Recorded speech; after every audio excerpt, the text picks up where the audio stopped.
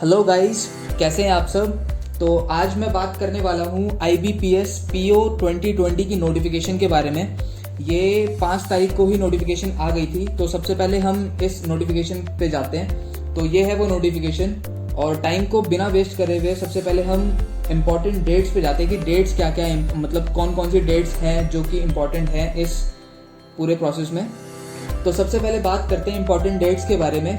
तो ये जो रजिस्ट्रेशन का प्रोसेस है वो 5 अगस्त 2020 से शुरू हो चुका है, मतलब चालू है, और इसकी जो लास्ट डेट है वो 26 अगस्त 2020 रखी गई है। और जो ऑनलाइन एग्ज़ाम है प्री ऑनलाइन एग्ज़ाम है, उसकी डेट रखी गई है 3 अक्टूबर, 10 अक्टूबर और 11 अक्टूबर। इसके बाद आपका जो रिजल्ट आएगा प्री का वो अक्टूबर नवंबर में आ जाएगा, और उसके बेस पे अगर आपका प्री एग्ज़ाम क्लियर होता है तो आप मेन एग्ज़ाम में बैठ सकते हो, मतलब मेन एग्ज़ाम का आपको कॉल लेटर आएगा। तो उस मेन एग्ज़ाम की डेट रखी गई है 28 नवंबर। और उसके बाद जो भी आपका मेन जो एग्ज़ाम है वो क्लियर होगा, उसके बाद जो इंटरव्यू के लिए कॉल आएगी आपको वो जनवरी में आएगी। और जो इंटरव्यू होगा आपका वो जनवरी या फिर फैब में होगा, आपका 2021 में होगा। और जो अलॉटमेंट मिलेगा वो आपको अप्रैल में मिलेगा 2021 में।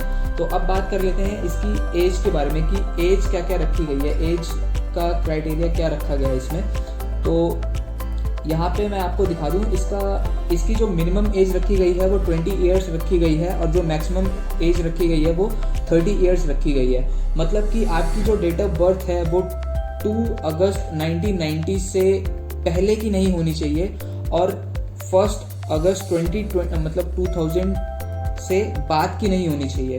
और यहाँ पे कुछ रिलैक्सेशन भी दिया गया है। अगर आप देखें तो यहाँ पे SC/ST कैंडिडेट को यहाँ पे 5 साल की रिलैक्सेशन दी गई है। OBC नॉन क्रीमी लेयर को यहाँ पे 3 साल की जो है रिलैक्सेशन दी गई है। मतलब कि अगर आपकी एज 30 है, और मतलब आपकी एज अगर 35 से थोड़ी सी कम है, और अगर आप SC/ST कैटेगरी में आते हो तो आपको 5 साल का रिलैक्सेशन मिल जाएगा। मतलब कि जितने भी SC/ST कैटेगरी के लोग हैं और वो 35 से नीचे हैं वो भी इसको अप्लाई कर सकते हैं, और जो OBC से हैं, नॉन क्रीमी लेयर से हैं, वो 33 जिनकी एज है वो यहाँ पे अप्लाई कर सकते हैं।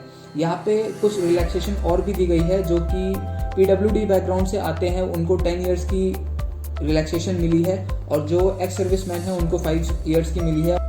अब बात कर लेते हैं इसके एजुकेशनल क्वालिफिकेशन के बारे में। मतलब इस फॉर्म को भरने के लिए आपकी क्वालिफिकेशन क्या क्या होनी चाहिए। तो जैसा कि आप लोग जानते हैं कि IBPS PO के एग्ज़ाम या फिर फॉर्म को भरने के लिए आपको सिंपल एक ग्रेजुएशन चाहिए। आपकी ग्रेजुएशन किसी में भी हो सकती है, आप किसी भी बैकग्राउंड से हो, कोई फ़र्क नहीं पड़ता। आपकी सिर्फ ग्रेजुएशन होनी चाहिए, आपकी परसेंटेज कोई मैटर नहीं करती, बस आपकी ग्रेजुएशन होनी चाहिए और आप इस फॉर्म को फिल कर सकते हो। तो अब बात करते हैं एग्ज़ाम पैटर्न के बारे में। तो एग्ज़ाम पैटर्न मैं आपको बता दूं कि एग्ज़ाम कैसा होने वाला है, क्या क्या पैटर्न रखा गया है इन्होंने।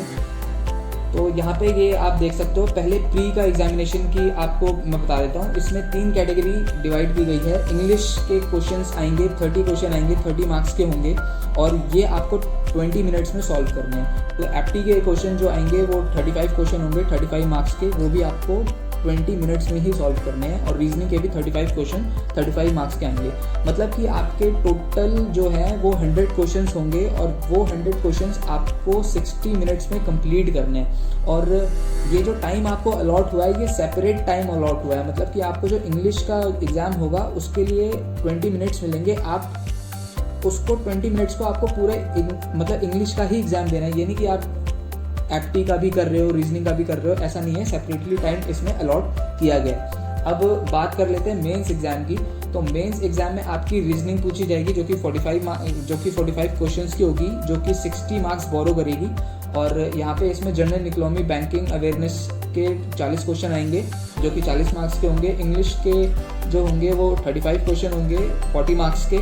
और जो डाटा एनालिसिस और इंटरप्रिटेशन के क्वेश्चंस होंगे वो 35 क्वेश्चन होंगे जो कि 60 मार्क्स के होंगे। और इसमें आपको जो टोटल टाइम अलॉट किया गया है वो 3 आवर्स का होगा। और यहाँ पे आप ध्यान दीजिए कि यहाँ पे भी सेपरेटली जो टाइम है वो अलॉट हुआ है। मतलब कि जैसा मैंने आपको बताया कि रीजनिंग के लिए आपको 60 मिनट मिलेंगे, और 60 मिनट में आपको 45 क्वेश्चन करने हैं, तभी आपका दूसरा जो टैब जो जनरल ये इकोनॉमी बैंकिंग अवेयरनेस का है वो आपका ओपन होगा। तो ये है सारा एग्ज़ाम का पैटर्न। और यहाँ पे हम नेगेटिव मार्किंग की बात कर लेते हैं। तो यहाँ पे नेगेटिव मार्किंग जो रखी गई है वो 0.25 रखी गई है, मतलब कि 1/4 रखी गई है। अगर आपके 4 क्वेश्चन गलत होते हैं तो वहाँ पे 1 मार्क्स जो है आपका डिडक्ट कर लिया जाएगा।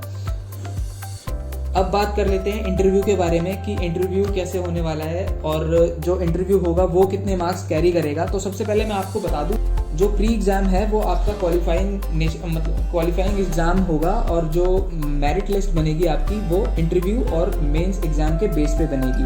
तो यहाँ पे आप देख सकते हैं कि यहाँ पे 80-20 का रेशियो दे रखा है, मतलब कि जो मेन एग्ज़ाम होगा वो 80% के बेस पे होगा, मतलब 80% जो मेरिट लिस्ट होगी वो उसका 80% हिस्सा होगा और जो इंटरव्यू होगा वो आपका 20% वहाँ पे कैरी करेगा।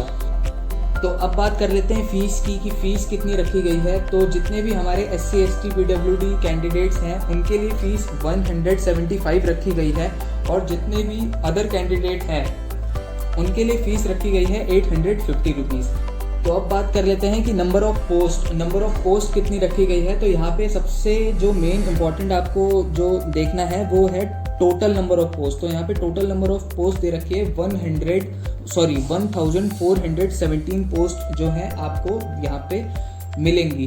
तो यहाँ पे आप देख सकते हैं कि जो भी बैंक्स हैं वो यहाँ पे दे रखे हैं कि जैसे बैंक ऑफ इंडिया की जो पोस्ट है 734 पोस्ट है, बैंक ऑफ महाराष्ट्र की पोस्ट है 250 पोस्ट यहाँ पे दे रखी है, और ये जो पंजाब एंड सिंडिकेट बैंक है ये 83 यहाँ पे पोस्ट दे रखी है, और जो यूको बैंक है यहाँ पे 350 पोस्ट यहाँ पे दे रखी है। तो ये आपको ज़्यादा गौर अभी नहीं करना है, सबसे जो आपको मेन जो टारगेट रखना है वो है यहाँ पे टोटल ऑफ वैकेंसीज या फिर टोटल ऑफ पोस्ट कितनी है। तो यहाँ पे टोटल ऑफ पोस्ट यहाँ पे आपको इतनी मिलेंगी 1417।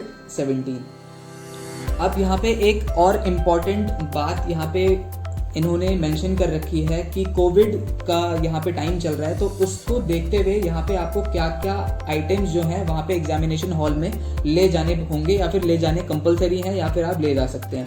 यहाँ पे जो मार्क्स है वो मार्क्स आपको कंपलसरी यहाँ पे क्लियर कट बोल्ड लेटर्स में लिखा हुआ है कि आपको मार्क्स जो है कंपलसरी वहाँ पे पहन के जाना ही जाना है। आपके पास ग्लव्स होने चाहिए, आपके पास एक पर्सनल ट्रांसपेरेंट वाटर बॉटल होनी चाहिए और आपके पास हैंड सैनिटाइजर होना चाहिए जो कि 50 ml मिनिमम यहाँ पे होगा।